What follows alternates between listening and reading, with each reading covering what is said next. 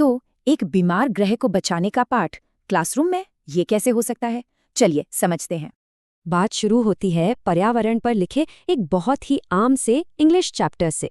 लेकिन असली चैलेंज ये है, इसे दुनिया बचाने के मिशन में कैसे बदलें? तो पहला कदम है नजरिया बदलना। धरती को एक जगह नहीं बल्कि एक मरीज समझना है। ये पाठ रटने पर नहीं बल्कि सवाल पूछने और जवाब खुद ढूंढने पर जोर देता है। तो इसका इलाज क्या है? पारंपरिक पढ़ाई को मॉडर्न टेक्नोलॉजी के साथ मिलाना। मतलब किताब के चैप्टर को गूगल अर्थ एजुकेशन जैसे पावरफुल टूल्स के साथ जोड़ दिया जाता है।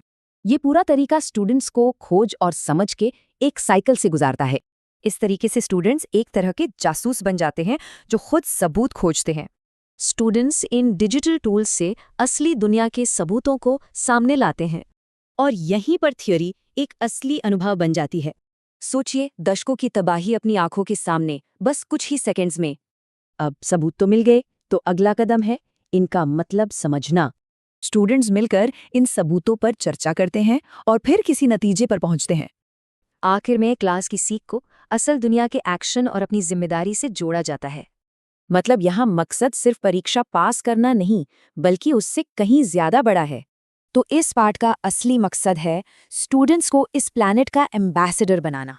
और उनकी इस एम्बेसडर वाली भूमिका को एक ग्लोबल फ्रेमवर्क से जोड़ा जाता है। वो अपने काम को सीधे सीधे क्लाइमेट एक्शन के ग्लोबल मिशन से जोड़कर देखते हैं। वो पानी के नीचे की जिंदगी को बचाने की अहमियत को भी समझते हैं। और सिर्फ पानी ही नहीं, जमीन पर मौजूद जिंदगी को बचाने के लिए भी। और हाँ, वो ये भी समझते हैं कि जिम्मेदारी से चीजों को इस्तेमाल करने में उनकी क्या भूमिका है। तो ये सिर्फ एक इंग्लिश का पाठ नहीं, ये तो एक मिशन ब्रीफिंग है। तो सोचिए, क्या हो अगर हर पाठ, हर लेसन एक मिशन बन जाए?